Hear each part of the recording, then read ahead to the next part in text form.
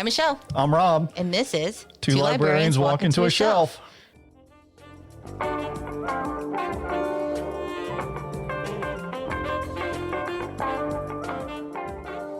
Today, we're going to be talking about a few graphic novels that we picked up to read over the last couple of weeks. One we read together, and then I have one that I read, and Rob had one that he read. If you're interested in graphic novels, the library has a couple of people that order graphic novels, and they're very passionate about the format. So Yes. They take a lot of time to make sure they're getting quality materials. And if you ever needed a recommendation or wanted to talk about them, John at the downtown branch of the Huntsville-Madison County Public Library is your go-to guy. It is his passion, and he can find something for everybody. And he has helped put together an amazing selection of graphics. Yeah, system-wide. So he's definitely the guy to go to. He also has a show on the library's YouTube channel, so you can check him out there as well.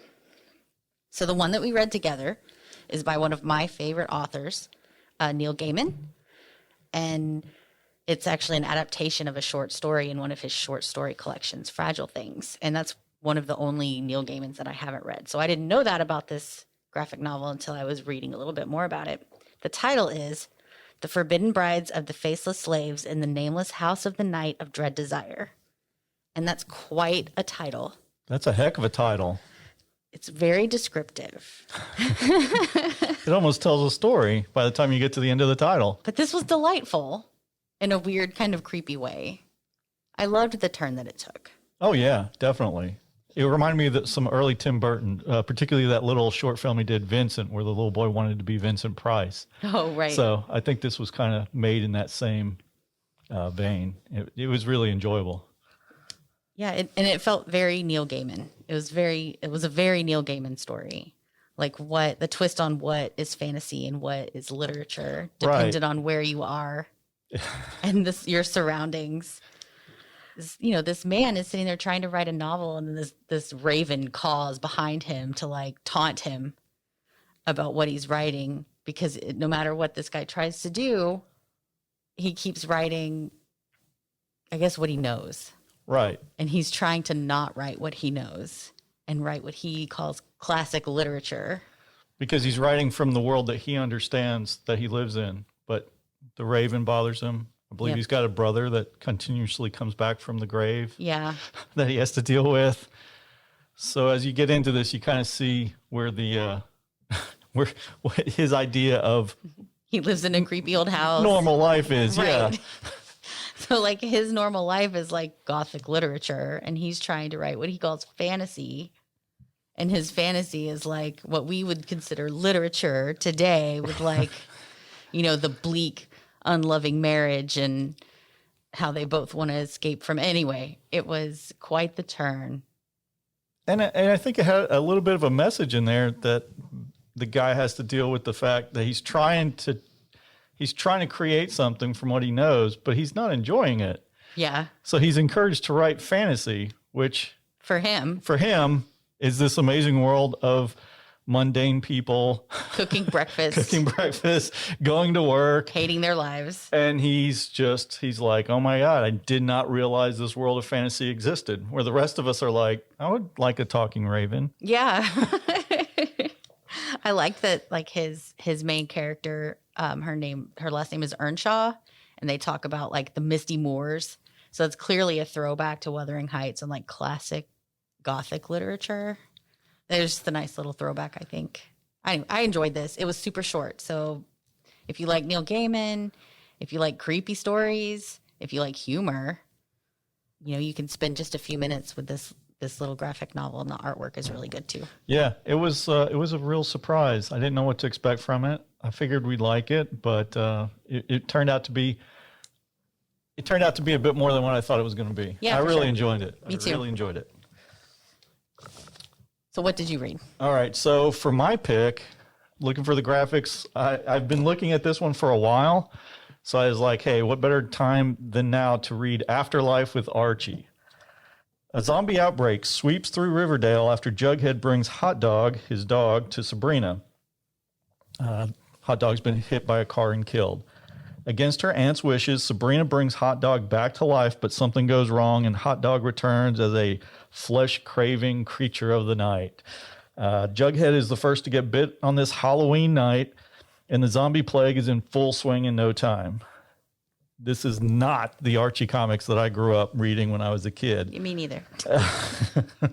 Back then, a typical Archie comic that I read, the cover would show Archie and Betty sharing a malt at Pops. And then, like, from the bushes, Veronica was peeping on them with the little thought bubble that said, you know, Archie, one day you're going to be just mine. You know, that Archie that's not what we're talking about here.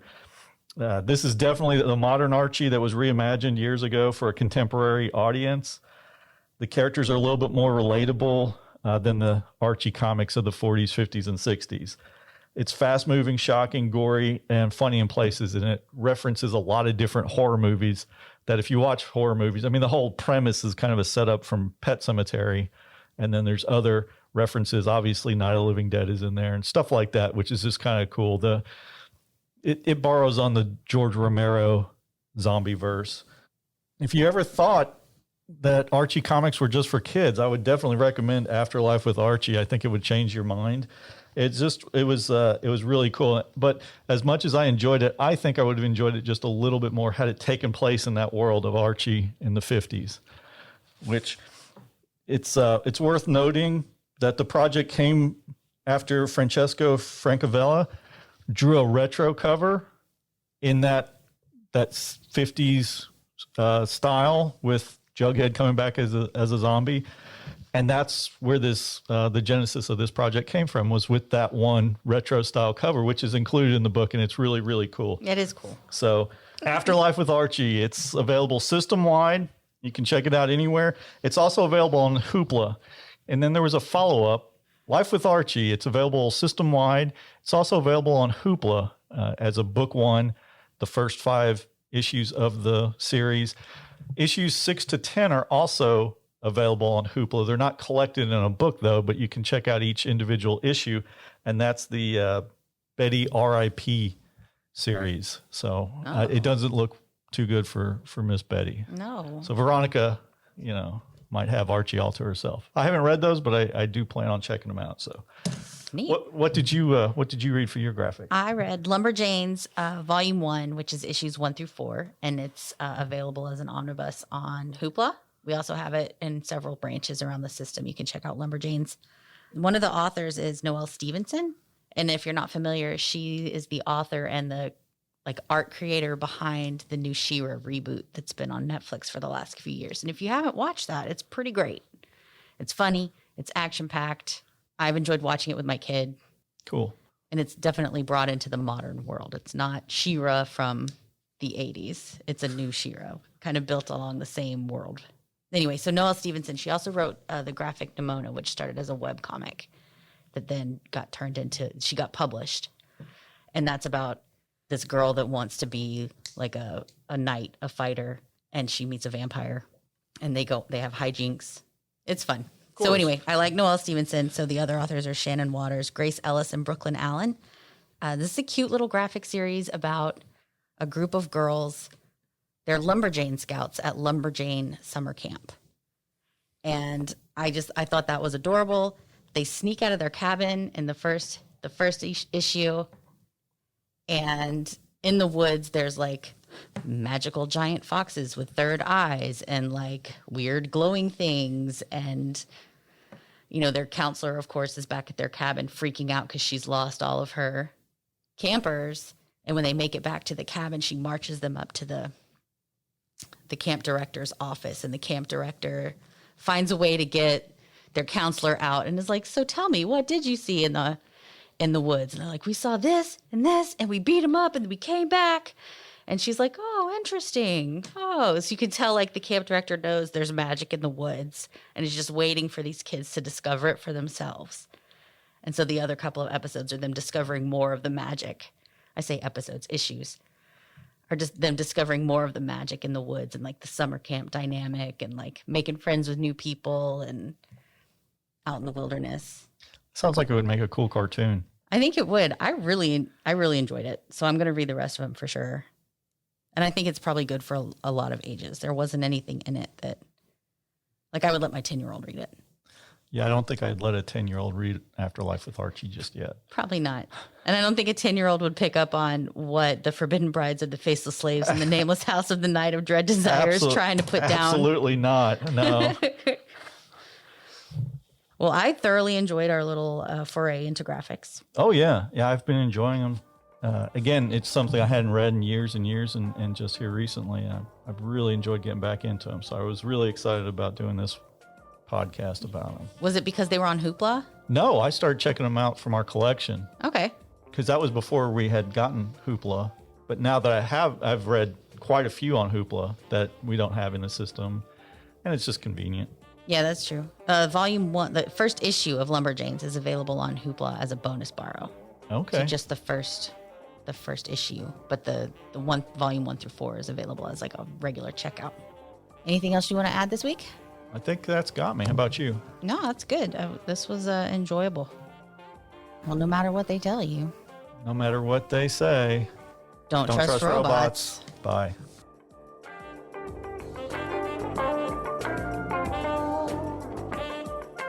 The views expressed by the hosts are their own and do not necessarily reflect those of the Huntsville-Madison County Library System. For more information on the Huntsville-Madison County Public Library, visit us online at hmcpl.org. If you'd like to learn more about some of the topics discussed today, visit your local library, which is us. No representation is made that your librarian is more knowledgeable than other librarians or that they have any expertise on your particular project. Well, I'm kind of hip to the whole... Oh, are you recording? I sure am. Okay. I'm kind of hip to what the kids say. Yes.